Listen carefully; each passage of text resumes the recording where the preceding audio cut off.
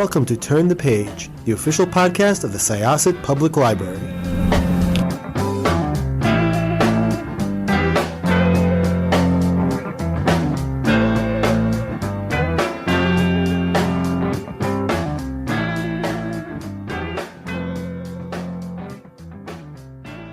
Hello, everybody. This is Evelyn Hershkowitz, Reader Services Librarian here at our Turn the Page podcast from the Syosset Public Library. Thank you all for joining us. Today I have with us a special guest, Freya Sampson. Freya, thank you so much. And where are you located right now? I am in London, in Wow. sunny, muggy London. Sunny. That doesn't happen a lot, does it? I know, we've had a freak summer here. It's been so hot, and obviously we're not used to it. So all we've talked about for 2 months is the weather in this country. We're like, isn't it hot? Do you guys have air conditioning though in most No, places? No, we do not. Wow. We all have like Wellington boots and raincoats, but we don't have any. We cannot cope. Literally, the underground tube system in London grinds to a halt when it's too hot. We're just not prepared. So most homes do not have air conditioning. No one has air conditioning.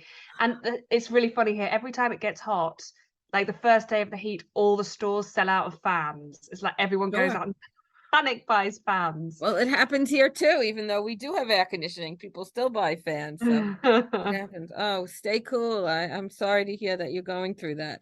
I'm just going to do a quick introduction about Freya, and then we'll start chatting. Freya Sampson is the author of 2 novels, The Last Chance Library and The Lost Ticket. She worked in TV as an executive producer, and her credits include 2 documentary series for the BBC about the British royal family and a number of factual and entertainment series. She studied history at Cambridge University, and in 2018 was shortlisted for the Executor Novel Prize. She lives in London with her husband, 2 young children, and an antisocial cat. So thank you so much, Freya, for joining us. Her new book is called The Lost Ticket. It comes out on August 30th. So anyone listening from Syosset, we'd be happy to put it on reserve for you. It'll be on Overdrive, and we will have a print copy at the library. So give us a call, and we'll be happy to get you on that reserve list. So Freya, thank you so much. So Your Lost Ticket was your very first novel. So this is your sophomore novel. I'm sorry. Your very first novel was The Last Chance Library. So The Lost Ticket is your sophomore novel. Exactly. The Last Chance Library was published exactly a year ago, in fact. And then, yes, this one is out. Well, I don't know when this is going out, but for us, it's in a few days' time, next week. Right. Same for us, August 30th, which is Tuesday. Very exciting. So you must be doing a lot of these interviews, huh? I am. I mean, do you know what? It's weirdly, I don't know about how you find this. It's one of the rare positives to have come out of the last few years is actually I've been able to talk to, and with the debut novel last year, been able to do interviews with so many libraries and bookstores and people that I just probably wouldn't have happened March 2020. So it's been really nice, actually. I've got to talk to a lot more people than perhaps I would have done previously. So yeah, it's fun. Definitely the silver lining in the pandemic. Is that we get to speak to authors that, I mean, I never would have spoken to you, especially in London. That just wouldn't have happened. So, this is definitely the silver lining in all of this. So why don't you tell our listeners what The Lost Ticket is all about? So it's about 2 strangers who meet on a bus in London. There's 29-year-old Libby and 82-year-old Frank. And when they meet on the bus, Frank ends up telling Libby this story about how he has spent 60 years riding this same bus through London, looking for a girl he met on the bus when he was 22 years old. And they had a brief conversation on the bus journey, and it transformed Frank's life. I mean, he fell head over heels in love with this girl, but more than that, the conversation really set him on a different course. And at the end of his bus ride, he wrote her phone number down on his bus ticket, and then he lost it. So he spent 60 years trying to find her. And Libby, who is at sort of a crisis point in her life, she's really inspired by Frank's story and decides to try and help him. So with a group of sort of eclectic strangers that she meets on the bus, she sets out trying to find Frank's girl on the 88 bus. And it's the story of that adventure. And it's lovely. It's just such a nice, upbeat, lovely story. I highly recommend it to everybody out there listening. She's got some really nice reviews. Publishers Weekly says this will keep readers turning the pages. Booklist says, as she did in the Last Chance Library, Sampson corrals a cast of misfits for a common cause, resulting in a funny, sweet tearjerker of a tale.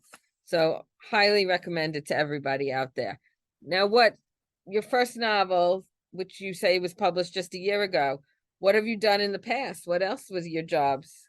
So my background is in TV. So I spent more years than I care to remember making documentaries and kind of entertainment shows, non-scripted, including, as you said in the introduction, I spent 4 years making 2 really big documentary series with the royal family, and we had access to the family and filmed them all around the world, including on state visits to the White House in America. Oh, wow. So that was really incredible, a few years of my life making those.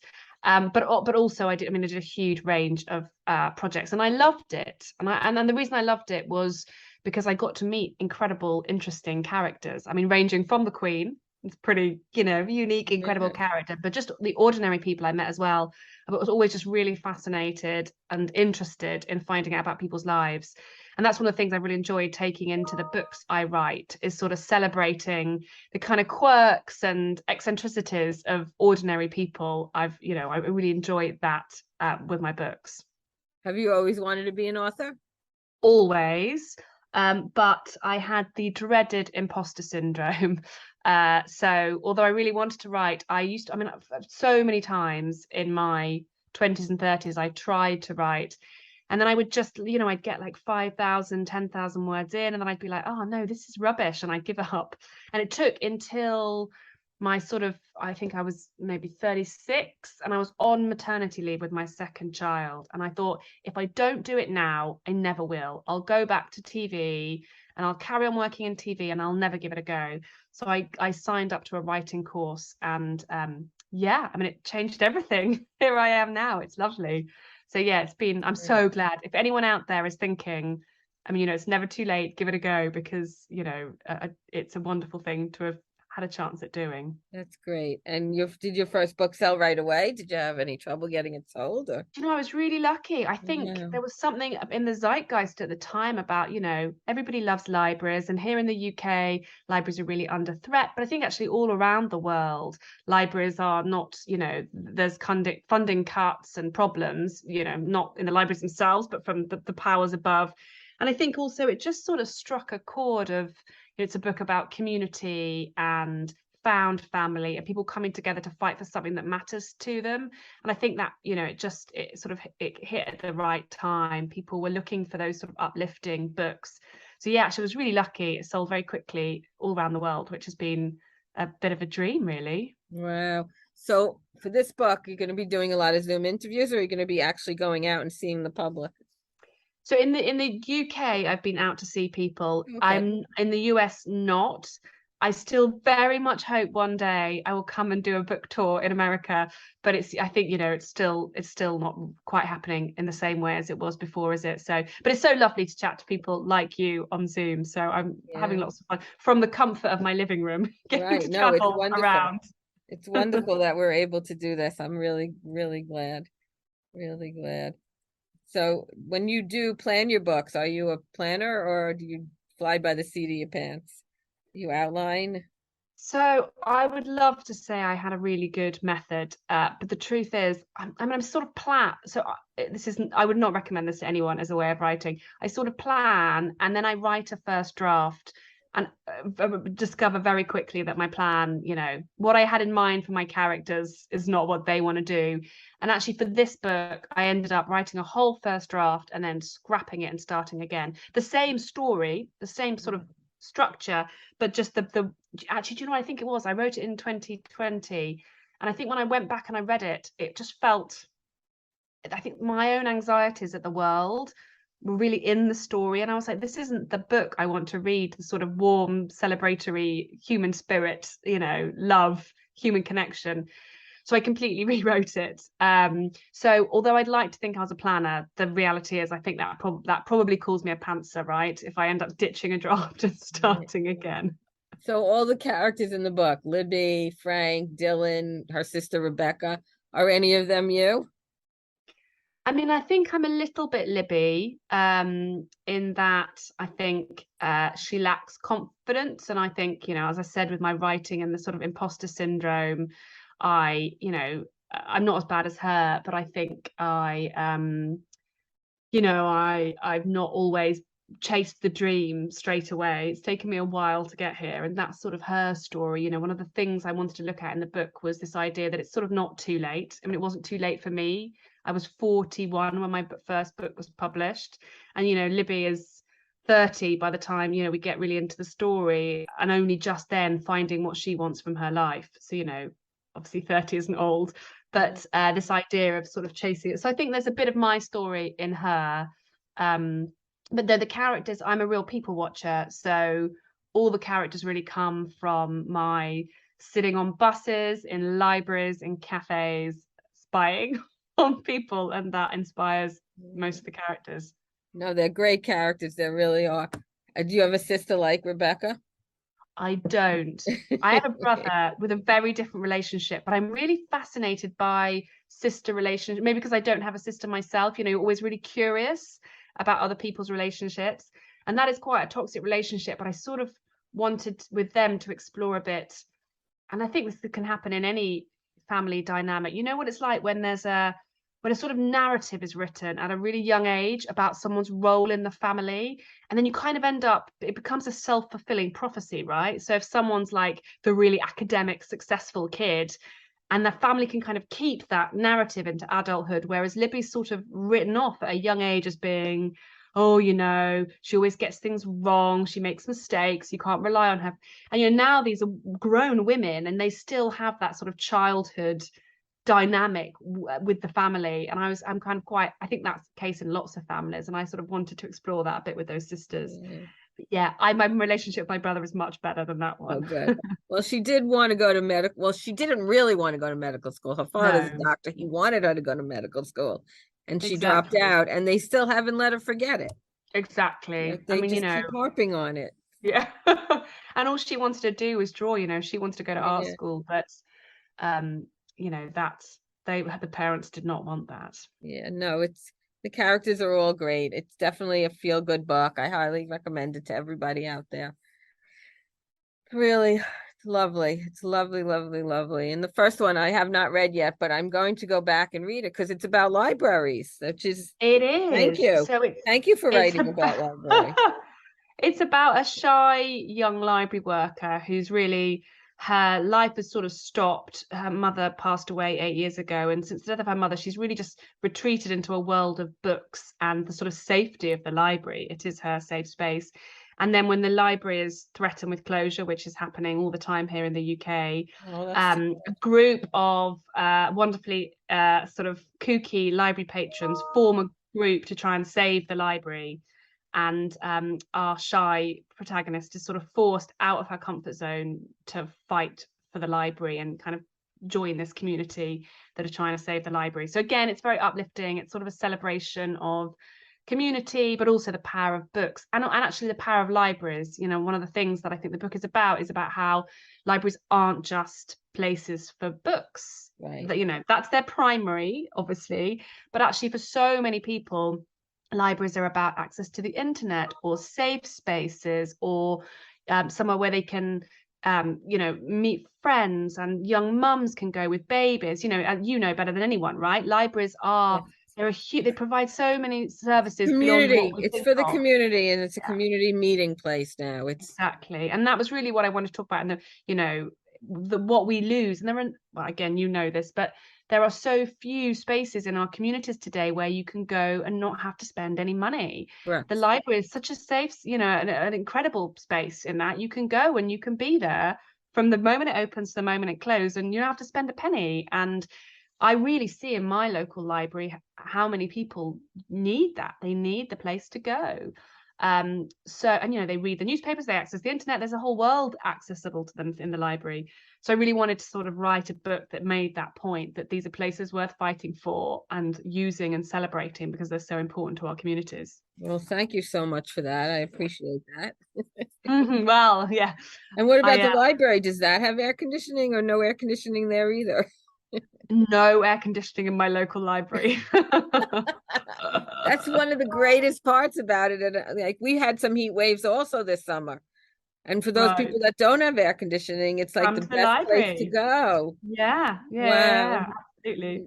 Not department stores, not nobody, Yeah, just do you know some department stores do? I'm making us out to be a bit more backward than we are. We do have some in shops. oh good. There's a store, a freezer, a store that has like frozen foods, and I've Right, spent right. quite a lot of time hanging out there. Sure. Oh my gosh, it's just crazy. Now, I haven't been able to get this book on audio, which is really my favorite way of reading books. Is there an audiobook version that'll be out? There is, and I haven't heard it yet, so Oh, I'm okay. really interested to know what people think. I've heard the two actresses who play. So there's an actress playing Libby, but there's also this other character in the book, Peggy, who's an older lady, and there's Mm-hmm. an older actress playing her. I heard their samples and they were wonderful. So I'm so excited to hear the audiobook. So yeah, I think it'll be available on the 30th of August, the same day as the book's published. Okay. Were you able to pick them or they just sent I you? was involved in the process. Yeah, I was Mm-hmm. given options, and straight away these two jumped out at me. They were just, I haven't don't listen to my own audiobooks because I'm so terrified that of hearing my own words read back to me Oh and being like, oh, no. I could have written that better. And what But about Simon and Frank? Are they set different? they're all narrated by the actress who does Libby. Oh, So she okay. does all the main story, and then we just have the Peggy, as you know, these Peggy chapters that pop in and out. Okay. But I will listen to this one, I think. So I'm so excited by the two Yeah. actresses. Yeah, no, when it comes out, I definitely want to take a listen also because I love audiobooks. Also, I want to talk about the cover. What a beautiful cover. Mm.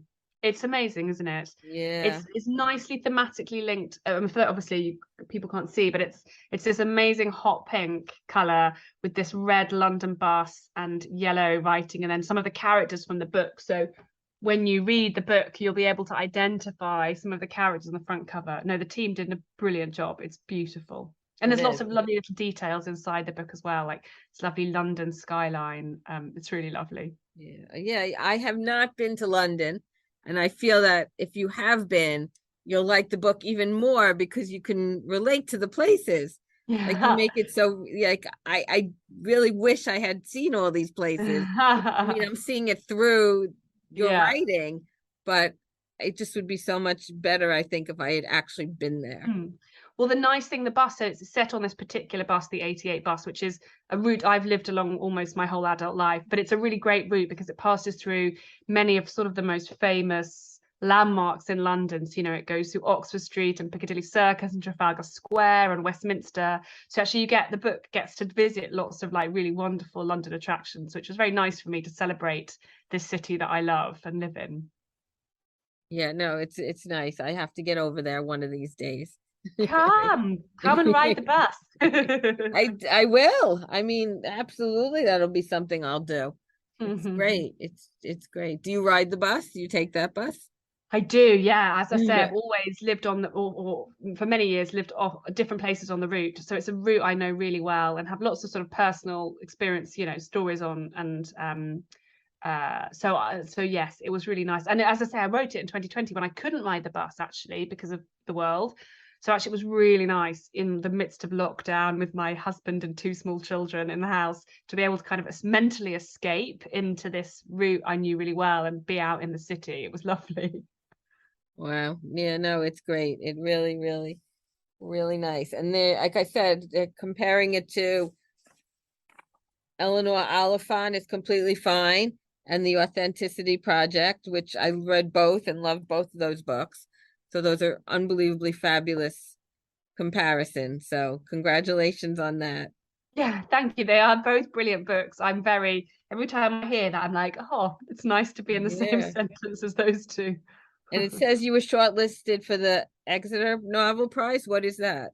It's a prize in the UK for unpublished novels. So when I was working on this in the early stages, I was nominated for this prize, which is a really nice confidence boost, I have to say, because when you're there writing your first novel and not knowing if it will ever go anywhere or if you'll ever get an agent or a publishing deal, it was a lovely boost to win this or to be a runner-up in this prize. It was Yeah, great. wow, no, That's fabulous. Congratulations. How long did it take you to write this book? Probably